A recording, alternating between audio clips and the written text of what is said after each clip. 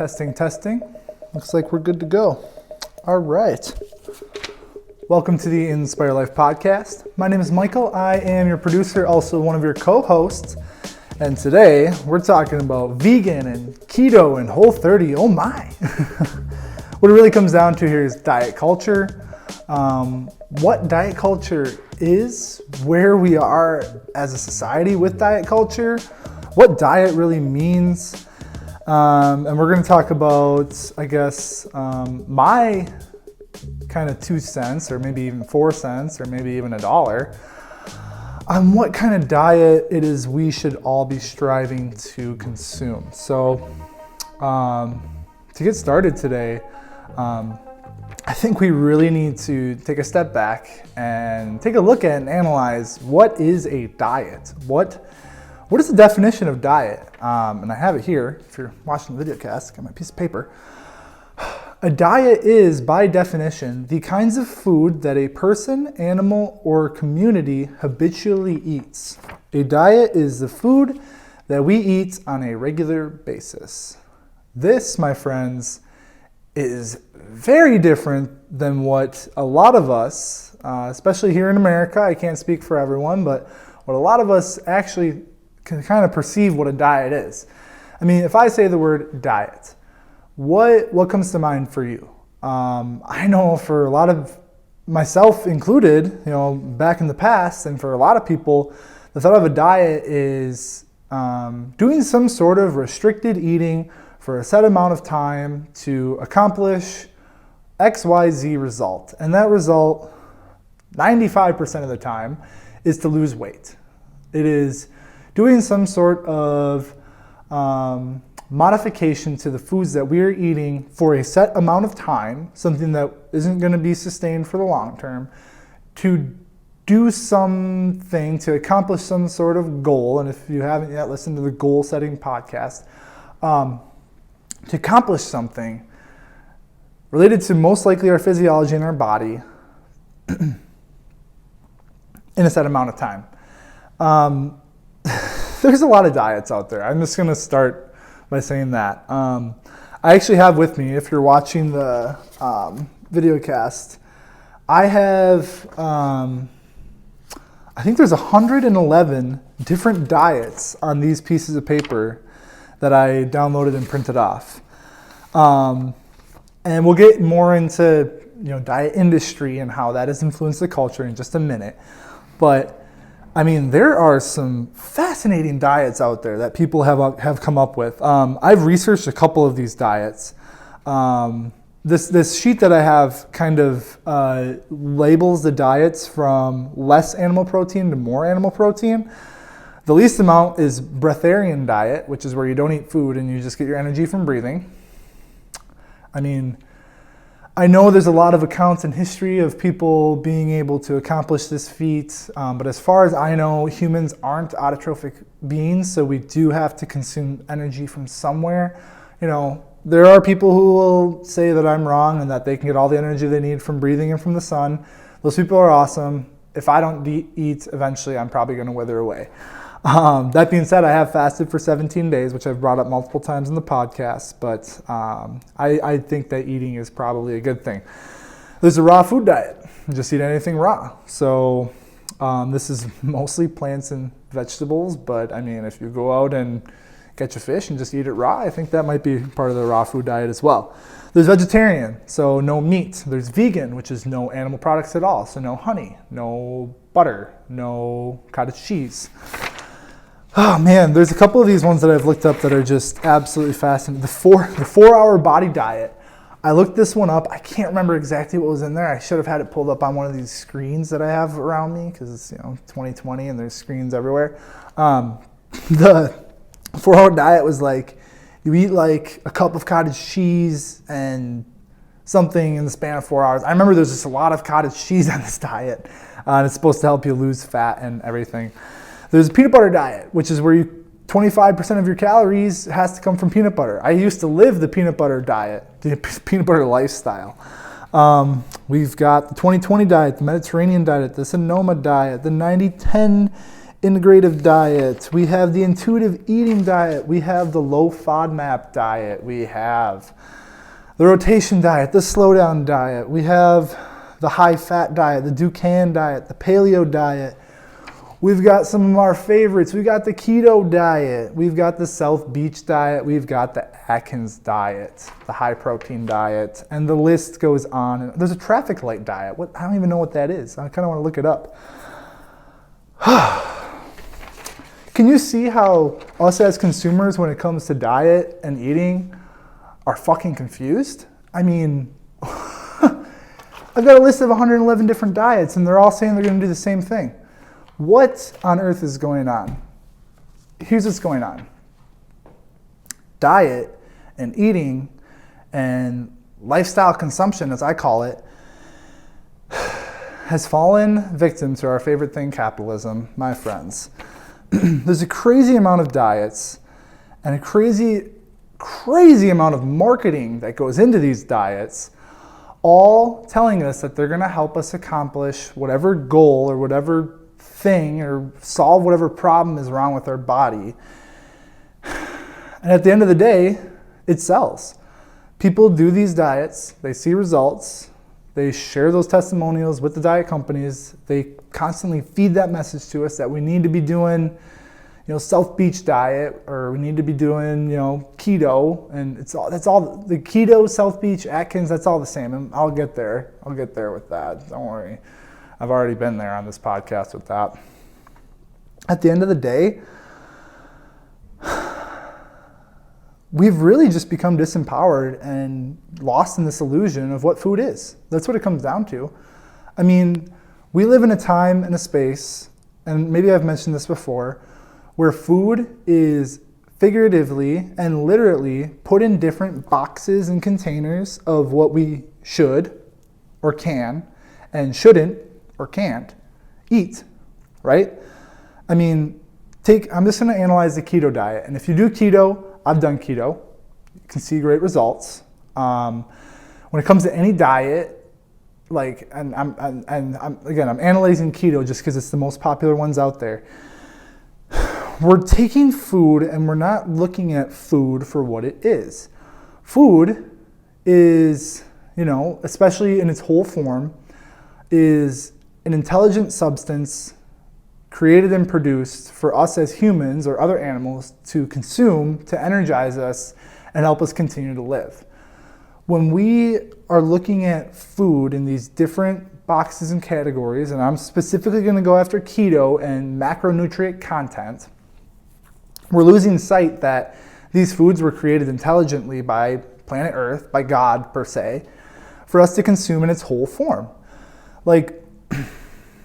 Not eating carbohydrates, yes, your body is going to adapt and it's going to use, you're gonna use up all of the insulin that might be in your system. You're gonna use a lot of that adipose tissue and go and burn ketones for energy, and you're gonna burn some body fat, right? When people are starting diets though, the biggest thing that I try and ask them, at least with my clients, if hey, I wanna try a keto diet, that's great. Is it something you can do for a week? Yeah, I can definitely do it for a week. Okay. Is it something you can do for a month? Yeah, well, I think I could probably do it for a month. That sounds realistic. Okay. Can you do this diet for a year? A year sounds kind of like a long time. I mean, I guess if I really had to, I could. I mean, I don't know. I enjoy eating fruit, though. I might miss watermelon and bananas. Okay. So you can do it for a year. I mean, if I really have to, I can. Okay, cool. Can you do it for 5 years? No, I can't. 10 years? No. 15? No. We have forgotten that diet literally is the foods that we eat, okay? We are sold changing our lifestyle and what we're consuming for a set amount of time to see a certain result that we see, and when we stop doing that diet, if you're listening on the podcast, and I'm doing parentheses fingers, when we stop doing that diet, what is going to happen?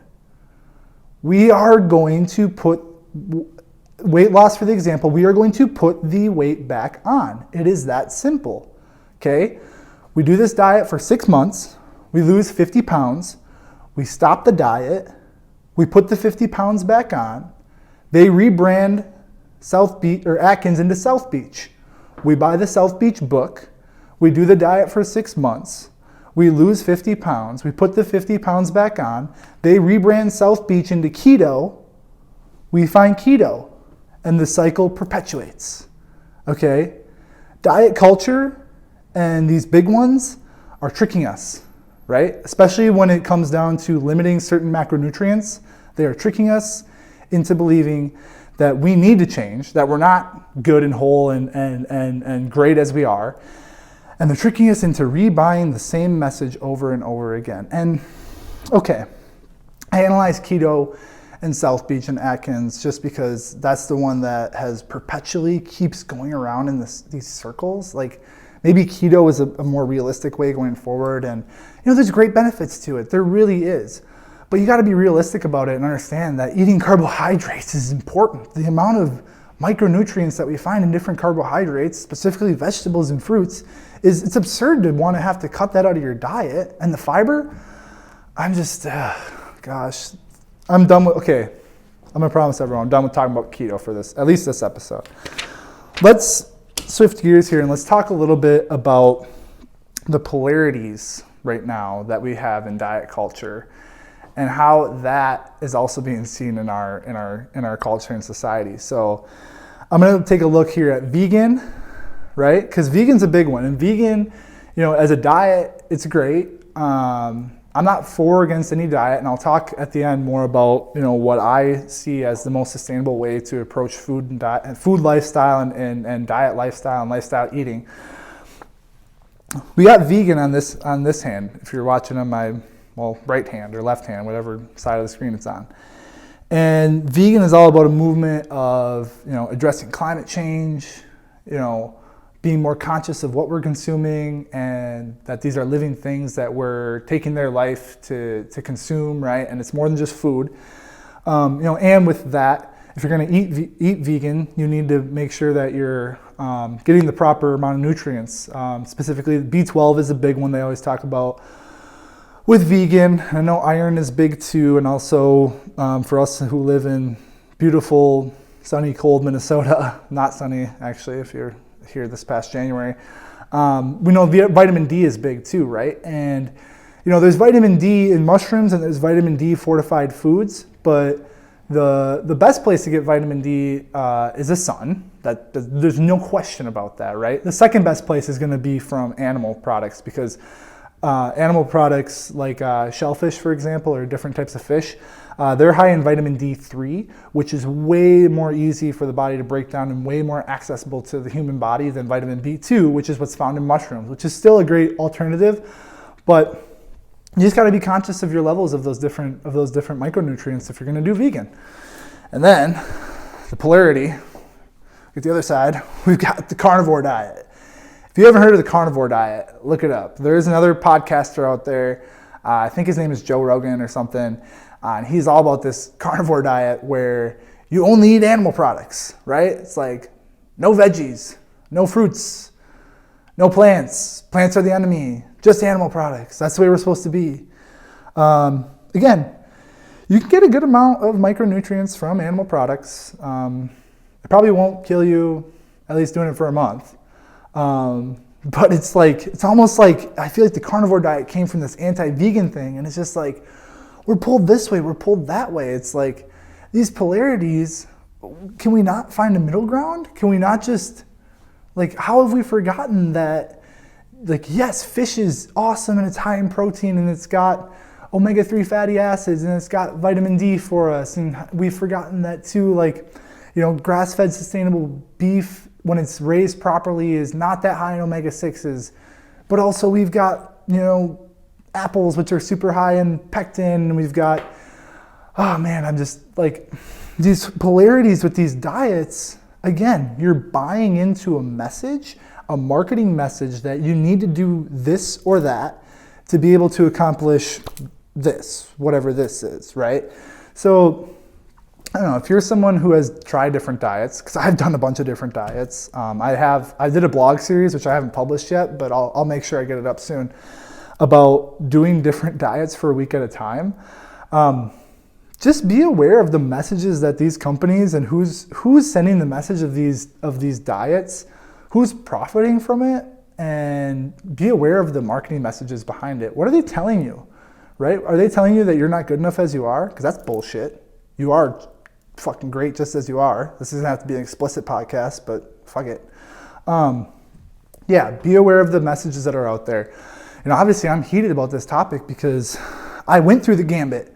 I went through the deal with the diets. I remember when I was really obese in high school, like my parents being like, hey, let's try the South Beach diet. You can have bacon. And I was like, I don't really want bacon, but that's cool. I guess I will eat bacon. And then going to the other side where I did vegan for a couple months. I did vegetarian for, I think I was vegetarian for it was like 7 or 8 months when I was in undergrad. There's healthy mediums that implement factors of these different diets and help us continue to move forward. So the polarities is something to watch. The marketing message is something to watch. So to wrap this one up, what is the best diet? I'm going to X that term out for the rest of this. What is the best lifestyle eating pattern that we as humans can do? There's, I've mentioned him before in the show, Dr. Mark Hyman, who is a MD who has completely changed his practice to focus mostly on nutrition, but also on other lifestyle medicine techniques. And he coined a term, pagan, which is kind of a combination of paleo-vegan, right? What it really comes down to is whole foods. And, as I'm recording this, I'm actually, again, doing a diet, doing the Whole30, but doing it from a perspective of seeing other people do it with us and seeing the perspectives and their changes with it. So this pagan or pegan, whatever the pronunciation is, I'm not really sure. The concepts are great. The concept is, all right, let's have 75% plus of our diet come from plants. Let's have it be things like leafy greens. Let's have it be cruciferous vegetables like broccoli and cauliflower, Brussels sprouts. Let's eat a lot of fruit because these are good whole foods intelligently created by planet Earth for us to consume in their most intact state. Right? It's really the biggest thing with the pagan or the pegan is to get away from processed foods and high amounts of sugar, and to also be a lot more mindful of the amount of animal products that we're eating, where these animal products are coming from, because that's a whole different episode we could do about meats, and if your meat is raised in a responsible way, right? Because if you have cows that are locked up and chained up their whole life and you're consuming that beef, they're going to have a lot of inflammation and cortisol and different hormones that we don't want. Also, that inflammation is omega-6 fatty acids, which is the one that's really bad, that's contributing to our LDL, that's going to kill us, literally kill us. So be really mindful and spend the extra dollars when it comes to consuming meat. That's what pagan's all about, is like make sure that it is responsibly sourced. Also, eat a lot of like beans, right? Like it talks about rice and beans beans especially being great. Grains, there's a lot out there about grains. I know gluten is a big one. Like, gluten, it's gonna get me. When it comes to grains, again, understand how your body processes it. And that's the biggest thing with any sort of lifestyle eating or diet per se. I said I wasn't going to say it, but I said diet again. Fuck it. Understand how these different foods that you're consuming affect you. Like, again, there'll be a podcast more about tracking progress, especially when it comes to health and wellness and how to properly do that. But like, if you eat a dinner with some different components in it, maybe the next time and you don't feel great after, maybe the next time make a dinner has a couple of the components, and just be mindful. Like understand, my grandfather has celiac, my aunt has celiac, so naturally I don't eat a lot of gluten as it is. When I do eat gluten, I notice it, right? I'm not diagnosed with celiac. I haven't been tested, but I most likely have a gluten intolerance of some sort. So I'm just smart and I just avoid it. And at the same time, one of the best parts about this pagan ideology, this Whole Foods ideology, is that you do not have to be restrictive, right? If you want to go and have some ice cream, just eat some ice cream. And if you do, let me know what kind to eat, because I love sea salt caramel ice cream. Gelato, even better. If you want to go out and have a cheeseburger with french fries, go do it. But pay attention, right? Understand when you eat that, how does it make you feel? What is the impact that's going to have on the environment? What impact does it have on your energy levels at work, with your family, at home? And just really pay attention to, what are the foods that are giving you energy and giving you life and sustaining your energy throughout the day and helping you accomplish what you want to accomplish. Those are the foods that we ought to eat all the time. And when it comes down to it, we know it's going to be those whole foods, a lot of plants, some meat and some good proteins mixed in if you want. But if you want to do vegan, go ahead. And if you need resources on any of this stuff, please reach out. Michael@coachcrew.com is how you're going to get a hold of me. I have a lot of resources on food because, like I said, I've been through the gambit. I've been extremely obese, addicted to fast food, to cut way too much, got down to a really low body fat percent and didn't really feel healthy with it. And now I have this healthy medium. I know I can eat whatever I want, when I want. And I also know how they're going to affect me. So I'm consciously making my choices about what I eat each day. So, the big takeaways is that as a culture, we've forgotten that diet is really just habitually what we eat. We need to create strategies that are sustainable, that we can do for the rest of our life, and that are going to give us energy and going to give us, a lot of life and help us thrive. Also, be aware when it comes to these diets that keep coming out. What are the marketing messages that they're sending you? What are they telling you? Remember that you are awesome as you are, and that when it comes to food, obviously when it comes to allergies and intolerances, obviously avoid that. But it's okay if you want to have pizza and beer once in a while, right? Just be mindful of how that's going to affect you, and know that you can always you have the opportunity to choose yes or no when it comes to consuming anything in life. And, if you're consuming the podcast, as always, keep inspiring. Hey there, did you find value in today's episode? We sure hope so. And make sure you like, comment, and subscribe. Also, hop on over to Facebook and join the Inspired Living community. There, Dr. Mel and I share health and wellness tips to help you live your most inspired and thriving life. And as always, keep inspiring.